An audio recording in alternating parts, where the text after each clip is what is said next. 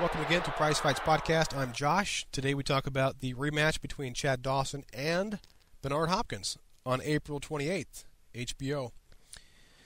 Chad Dawson, one of my favorite fighters. Love watching that guy fight. Here's another example of where I like fighters that most people say are boring. I like the Klitschkos. I like Mayweather. I like Chad Dawson. I think that technical skills are fun to watch. Setting people up, that's fun to watch. So he's very technically gifted, and Mayweather, by the way, has called him a masterful boxer. That tells you how highly Mayweather thinks of him. He's quick, strong, he's got a great double right hook, he's a great combination thrower. He turns his opponent well, he's very hard to hit. However, he lacks that killer instinct, which is the typical main criticism of Chad Dawson. We like to see more knockouts. Whenever he trained with Emmanuel Stewart, Emmanuel kept on telling him, let your hands go, let your hands go, let your hands go. And that's what you want to see Stewart thought that Chad Dawson is a powerful knockout boxer. He just has to do it. Go for it.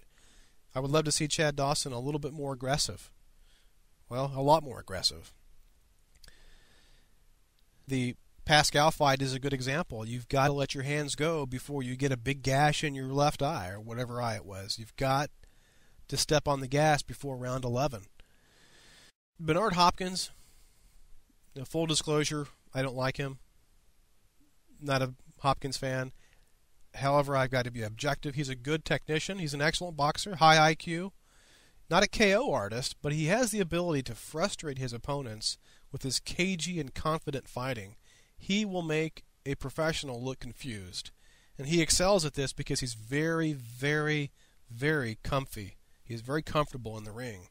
Extremely confident, and that stuff goes a long way. That's why he struggled with Calzaghe and Taylor, two tremendously confident boxers who didn't in the least fear Hopkins.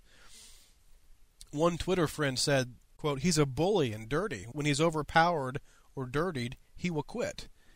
End quote. That's exactly right. That's his game. If you watch the Calzaghe fight, he was frustrated with Joe's confidence and relentless attitude, and he milked a low blow shot like a big baby. Watch the first Dawson fight. He realized he was fighting a guy who was not going to take his bully tactics. And if you take away that part of Hopkins' game, you've got a chance. And Chad responded to those who said that he was cheap. Quote, cheap? Look at my record. I've never been deducted a point. Dirty? I was in the ring with Hopkins. You calling me dirty? MMA fighter? I had a guy jumping on my back, digging his elbow into my neck. How would you react? I must have watched the tape 20 times. I know I didn't slam him, but I watched it so many times to see if it looked like I slammed him. All I did was move back and slide out from the headlock he had me in. I was defending myself. He was putting his elbow into my neck. The referee wasn't saying anything. How was I supposed to defend myself? End quote. That's why I don't like Hopkins. He's the Karl Malone of boxing. He's dirty. He's a bully. His wins, they're uninteresting. Arrogant, smack-talking jerk. Don't like him.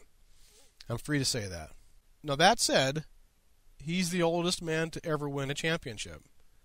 Now, that's a testament to his heart, to his skill, training, and conditioning. He's a champion, just a boring one.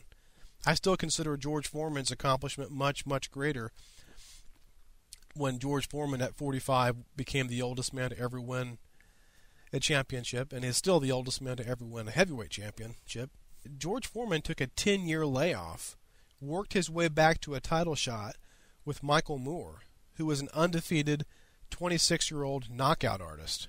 And going into the 10th round, George Foreman was way behind on the scorecards, and his trainer, the late Angelo Dundee, rest in peace, said something like, we got to put this guy down, we're behind, baby.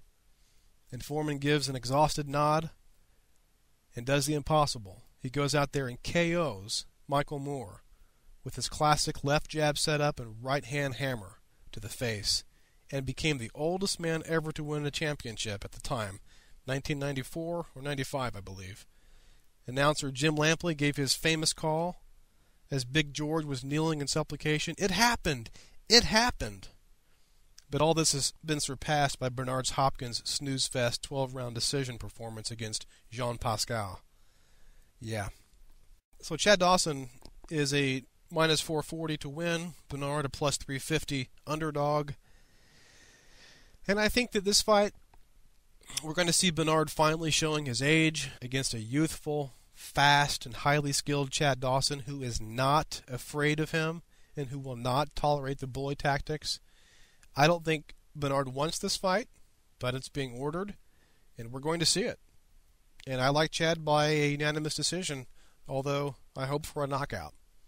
Well, that's all now. We'll see you next Friday for the podcast on prizefights.us.